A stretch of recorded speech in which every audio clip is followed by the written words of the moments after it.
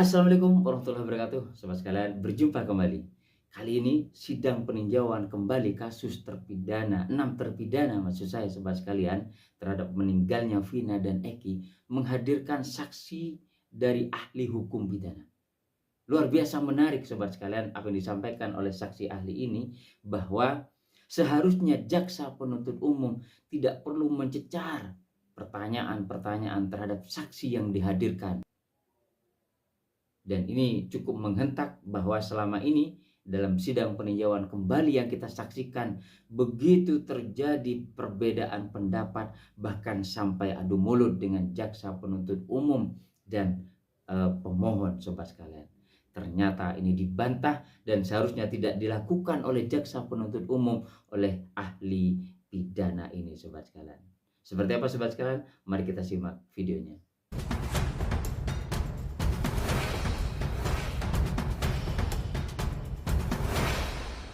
Untuk mencari dan mengumumkan keadilan agar keadilan itu teraih. Itulah yang disebut PK. Ya. Kemudian PK itu diatur selanjutnya di dalam ayat 2 itu. Apa sih alasan-alasan PK yang bisa dijadikan dasar untuk pengajuan? Itu tegas di situ dikatakan 3. Sebenarnya ada 4 kan di bawahnya itu. Tapi yang 3 inilah yang diutamakan. Ketiga-tiganya inilah yang disebut novum. Novum itu bukan yang ada di A itu, bukan. Novum itu bukan sekedar kata-kata. Dia adalah istilah yang digunakan dalam ilmu hukum pidana. Kalau arti dari sebuah kata itu disebut makna. Kalau arti dari sebuah istilah itu disebut konsep. Maka novum secara maknawi adalah baru. Makanya kalau ada cewek yang namanya Nova atau Novu itu artinya baru. Nova, Novi itu baru. Entah baru dilahirkan atau baru ditemukan atau baru-baru lainnya. Itu secara maknawi. Secara istilahi beda. Kalau kita ingin tahu makna kata, lihat saja di kamus. Tapi kalau kita ingin tahu konsep, karena arti dari sebuah istilah itu disebut konsep, itu harus membaca literatur supaya tidak salah. Apa itu novum? Jadi novum itu bukan apabila terdapat keadaan baru yang dapat menimbulkan dugaan kuat. Jika sekiranya keadaan itu sudah diketahui dalam persidangan terdahulu, maka akan menghasilkan putusan bebas atau lepas atau bla bla bla. Bukan keadaan baru saja novum itu. Keadaan baru. Novum itu bisa berupa wujud kenyataan yang baru ditemukan, yang baru muncul, yang baru ada sama sekali. Kehilafan yang baru ditemukan. Atau kekeliruan yang nyata yang baru ditemukan. Jadi makna baru di sini secara istilahi ya, adalah menyangkut soal waktu. Karena itu pengajuan PK tidak dibatasi oleh waktu. Karena dia hendak mencari bersama-sama bagaimana keadilan yang tercecer itu. Karena itu diatur di dalam pasal selanjutnya bahwa pemeriksaan pengajuan PK itu pengaju, saya menggunakan istilah pengaju. Karena dalam PK tidak ada pemohon dan tidak ada termohon.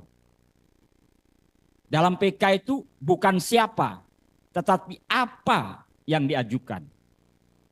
Tidak ada termohon, jadi jaksa itu bukan termohon PK, bukan. Hakim bukan termohon. Fungsi dan tugas jaksa, fungsi dan tugas penyidik, fungsi dan tugas hakim sudah selesai.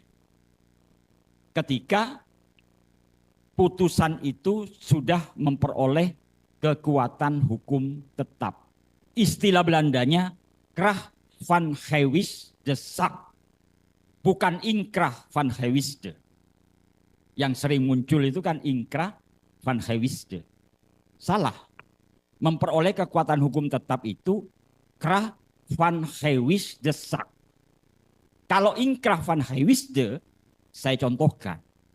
Ketika ada sidang peradilan pidana, setelah pembacaan dakwaan, itu kan ada eksepsi biasanya.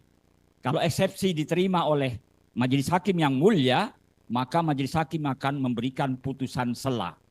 Ketika itu tidak dilawan dengan naik banding, maka putusan sela itu disebut inkrah van gewisde, bukan krah van gewisde zaak.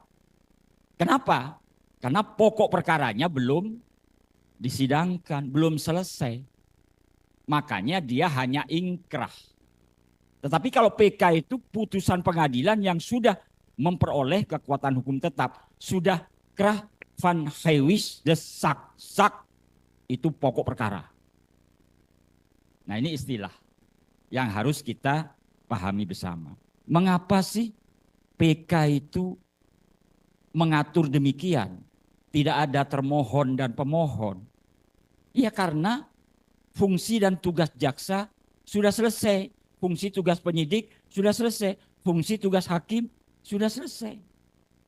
Sekarang PK, makanya PK diatur sebagai upaya hukum luar biasa. Yang aturannya luar biasa. Itulah PK. Karena itu PK berbeda penggunaan teori pembuktiannya. Kalau teori pembuktian pada pokok perkara itu menggunakan negatif wettelig bewijs teori. Teori negatif perundang-undangan yang kemudian dinormatifkan di dalam pasal 183 KUHP. Di situ dinyatakan hakim tidak boleh memidana. Tidak boleh, itu namanya negatif. Hakim tidak boleh memidana kecuali berdasarkan dua alat bukti yang sah dan hakim memperoleh keyakinan bahwa terdakwalah yang bersalah dan melakukan tindak pidana itu. Itu artinya teori pembuktian negatif wettelig bewijs teori. Itu yang digunakan dalam pokok persidangan. Dalam PK beda lagi teori pembuktiannya. Sama dengan dalam pra-peradilan. Pra-peradilan itu teori pembuktian yang digunakan oleh hakim yang mulia, hakim tunggal, adalah positif wettelig bewijs teori. Jadi teori positif perundang-undangan. Hakim tidak mendasarkan kepada keyakinan. Hanya mendasarkan kepada perundang-undangan. Misalnya, apakah benar, apakah sah penetapan tersangka terhadap seseorang? Itu diperiksa. Penetapan tersangka itu kan harus ada minimal dua alat bukti yang sah. Ya diperiksa saja dalam pra-peradilan. Hei penyidik, kau punya dua alat bukti enggak? Oh punya Bapak Hakim, punya Ibu Hakim. Ini keterangan saksi, ini surat. Itu namanya pemeriksaan formalitas. Pra-peradilan adalah pemeriksaan formil. Itu menurut peraturan Mahkamah Agung. Sering ditangkap, dimaknakan secara salah. Pemeriksaan formil sering dimaknakan pemeriksaan formalitas. Kalau pemeriksaan formalitas, tak ada gunanya itu pra-peradilan. Beda lagi dengan PK. PK itu menggunakan teori pembuktian yang disebut dengan istilah la conviction raisonning. Itu bahasa Perancis. Bahasa Inggrisnya conviction reason. Bahasa Belandanya Benergende overtuiging. Itu yang disebut teori conviction reason. Keyakinan hakim didasarkan pada alasan-alasan yang logis. Karena itu persidangan PK itu tak perlu mencari alat bukti, dua alat bukti sebagaimana disebutkan dalam pasal 184 KUHP itu. Kita semua mencarinya itu dengan alasan-alasan yang logis. Logika.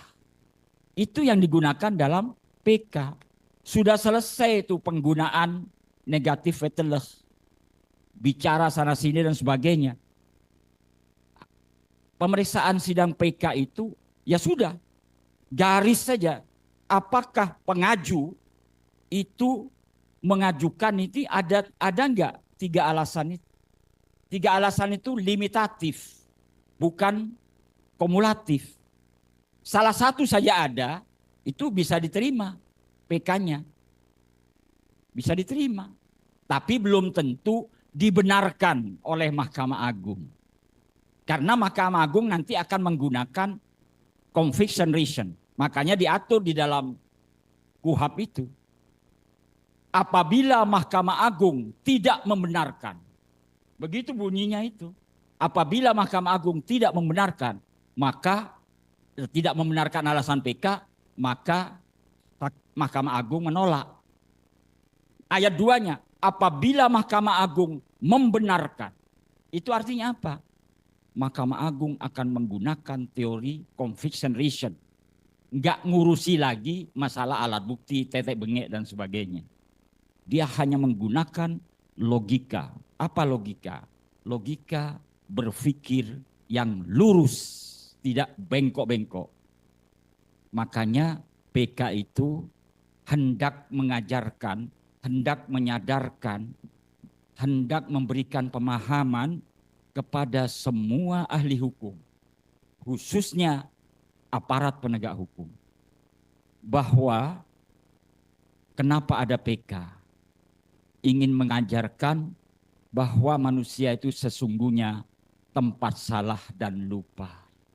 Begitulah dalam bahasa agamanya itu, al-insanu mahallul khata' wan nisyan. Manusia itu tempat salah dan lupa. Makanya diatur oleh PK.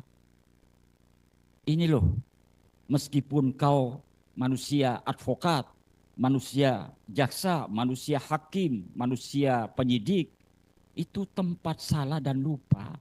Diberi ruangan oleh hukum acara. Carilah. Artinya apa? Maka aparat penegak hukum yang tergabung di dalam criminal justice system hendaknya menurunkan ego. Jangan menaikkan emosi. Semua merenung. Kita ini manusia. Mungkin saja ada kesalahan. Dengan kata lain, PK itu tidak mempersoalkan kesengajaan unprofesional. Enggak, unprofesional itu kesengajaan untuk tidak melaksanakan peraturan karena berbagai faktor. Entah itu karena bunga mawar merah tanda cinta itu, atau karena kekuasaan penyalahgunaan, itu enggak. PK tidak mempersoalkan kesengajaan yang dibuat. Itu urusan tindak pidana. Jadi kalau ternyata ada kesengajaan-kesengajaan aparat, ya, itu laporkan, itu tindak pidana sendiri itu. Sebetulnya kalau itu bukan delik aduan, polisi harus bertindak. Oh, ini ada unprofesional. PK hanya ngurusi yang tidak profesional. Artinya ada kelalaian sebagai manusia, ada kehilafan, ada kekeliruan. Oh, ada keadaan baru yang muncul. Jika sekiranya itu sudah diperiksa dulu, maka putusan bebas atau lepas. Maka itulah yang kita cari di dalam persidangan ini. Mengapa jaksa itu tidak termasuk sebagai termohon? Kehadiran jaksa diatur di dalam PK. Kehadiran jaksa hanyalah dapat memberikan pendapatnya. Titik.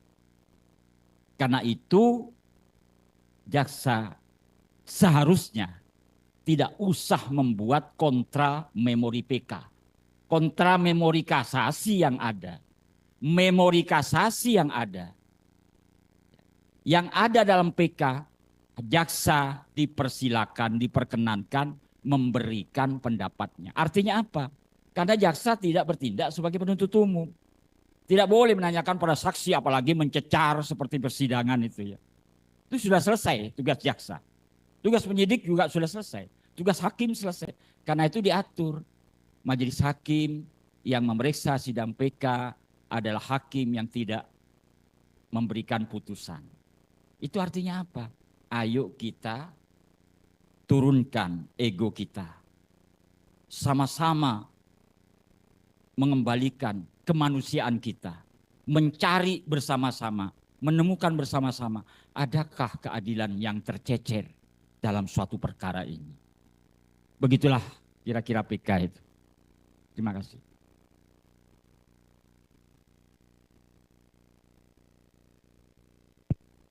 Jadi kesimpulannya tadi saya sudah. Luar biasa sobat sekalian, mudah-mudahan keterangan saksi dari ahli hukum pidana ini benar-benar membuka ruang berpikir seluruh para penegak hukum, khususnya jaksa penuntut umum, seperti apa prosedur bagaimana sidang peninjauan kembali harus dilakukan. Mudah-mudahan ini pun juga menjadi pertimbangan hakim untuk bisa bersikap objektif dan profesional bagaimana menilai saksi-saksi yang dihadirkan, kesaksiannya untuk memberikan keterangan-keterangan terhadap apa yang diketahui tentang meninggalnya kasus Vina dan Eki ini, hingga menjadikan titik terang kemudian sobat sekalian. Sampai berjumpa di episode berikutnya. Wassalamualaikum warahmatullahi wabarakatuh.